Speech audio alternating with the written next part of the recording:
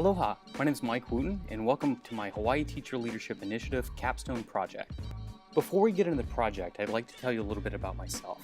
I'm an 8th year teacher at James Campbell High School in Ewa Beach, which is the largest high school in the state. There, I've taught English, digital media, and film.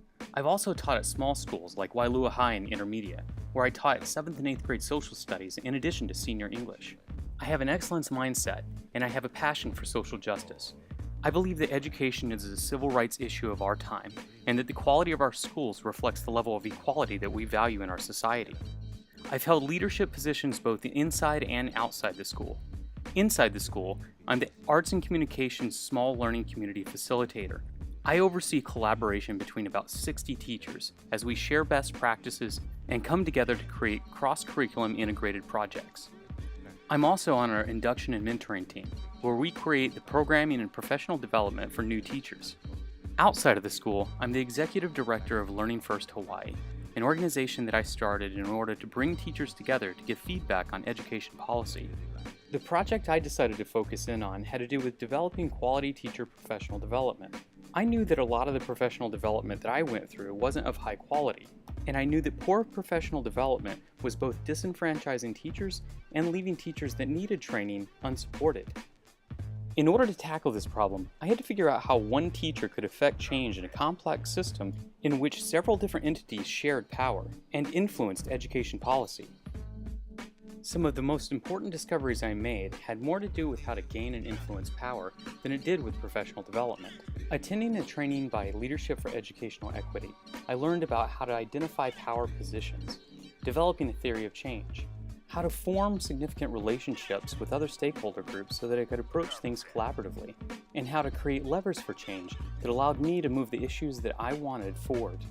I started reaching out to DOE officials like Steve Schatz. I also reached out to legislators like Bob McDermott and Takashi Ono. I started attending community stakeholder group meetings like HEA and forming relationships with other organizations like the Learning Coalition. I also started hosting social events to bring teachers together and reaching out to individual teacher leaders in different schools. I wanted to focus in on professional development because I knew that bad professional development was disenfranchising teachers and making them leave the profession. I also knew that bad PD was leaving a whole cadre of underexperienced teachers unsupported. Both of these had huge negative effects on our students.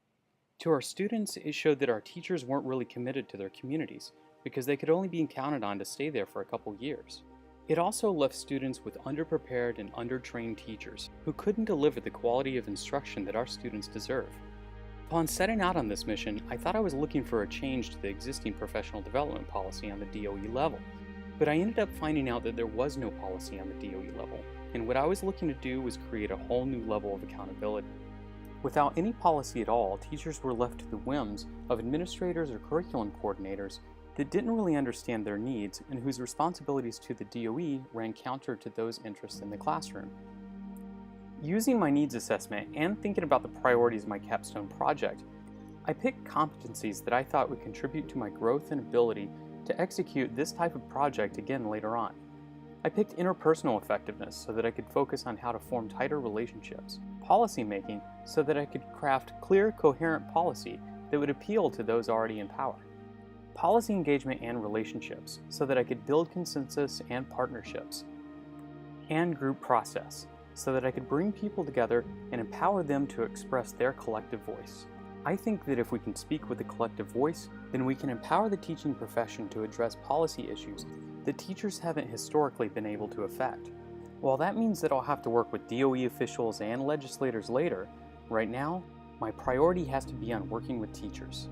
I knew that I couldn't tackle this task alone, and that I'd need a partner in doing so.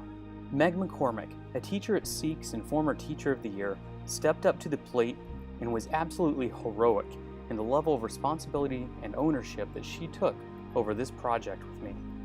Meg and I created the Professional Development Policy Fellowship. We brought 10 teachers together from across the islands for a series of 5 meetings in which we had speakers and readings dedicated to the topic of quality professional development. At the end of the research phase, we gave out writing assignments. Fellows are now currently writing a professional development policy advisory paper that will be handed up to the Department of Education and to other stakeholder groups. This paper will outline the needs of Hawaii's teachers in terms of professional development and will make suggestions on policies that could be adopted to ensure the quality of professional development for all teachers in Hawaii. In order to accomplish this, we first had to identify the fellows and set up the programming for the meetings. We also had to invite the speakers and select the readings on professional development. After conducting the meetings and doing the research, we then had to give writing assignments in order to group write a document. Then we had to collaborate to bring the document together and then network with other education stakeholders in order to gain support for the document in a way that would make it appealing for the DOE. The number of tasks and responsibilities this bestowed upon Meg and I was both daunting and exciting. One of the first things we did was change our website. We wanted to create an online application that was both very interactive and informative about what the expectations for the fellowship were going to be. We were very explicit about what our goals were, and we went ahead and used the opportunity to set a lot of our programming. We pre-stated all of the dates for all of the meetings to ensure that the fellows would be able to attend them, and we decided what the topic for each meeting was going to be. The application questions asked fellows about their past experiences with professional development, as well as asked for their input as to what type of changes they would like to see happen. In an effort to recruit the right people, Meg and I completely exhausted all of our contact networks. We campaigned on Facebook, sent it out to Hope Street Group, contacted the National Board Certified Teacher Group, exhausted our own email lists, and even used our contacts at the Department of Education to send it out to principals, some of whom disseminated it to their own schools. From 14 applicants, we selected 10 fellows, who we felt reflected the type of mindfulness and commitment that we would need in order to make this a success. I couldn't be more proud of our fellows and the professionalism and commitment they demonstrated throughout this project. One of the first challenges we had to overcome was our funding stream. Our grant provided us travel funds for only one fellow, but we wanted to include 3 Neighbor Island fellows in the fellowship. We managed to use our network of partnerships in order to diversify our funding stream and found the funding that we needed in order to pay for the travel for all 3 fellows for all 5 meetings.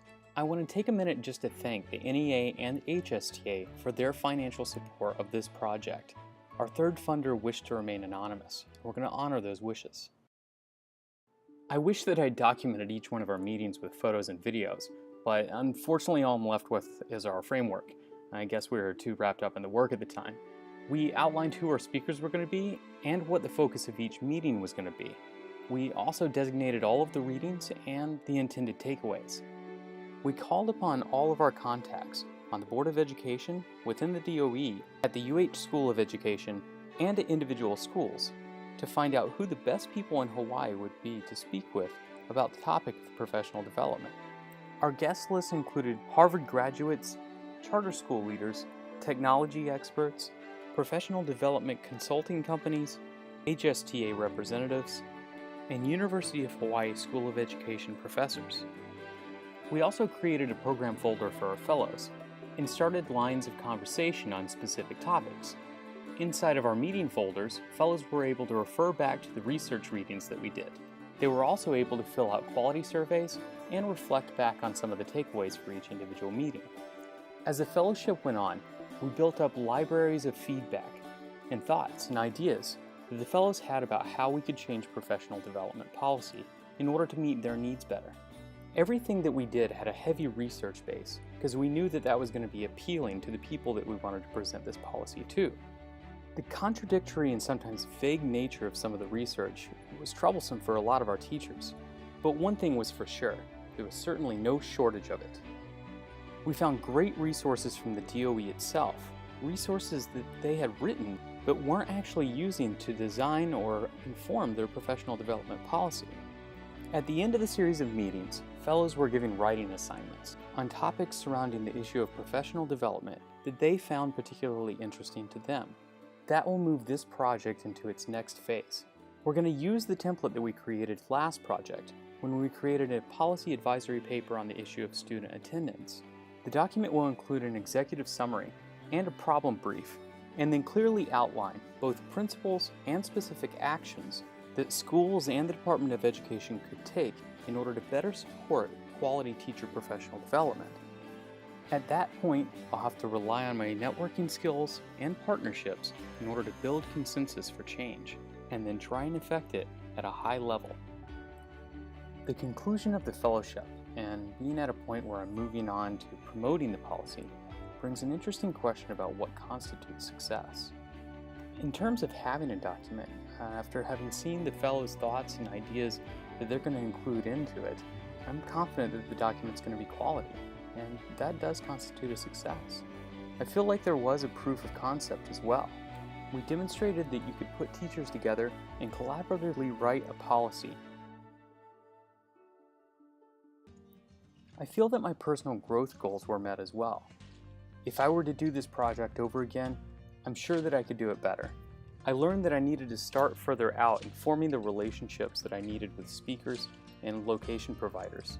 I learned that I need to incorporate people that I'm going to be asking to vet this policy into the process of writing it. And I learned that I needed to have the fellows writing a lot sooner. Whether or not this project results in systemic change or significant policy switch has yet to be seen. But the work it takes and the learning curve that I'll experience working towards that is something that I'm very much looking forward to. To me, this project is just the tip of the iceberg in a much longer process of empowering teachers by demonstrating that they can lead schools, drive policy, and command the profession. I'd like to thank you for taking the time to learn more about my Teacher Leadership Initiative Capstone project.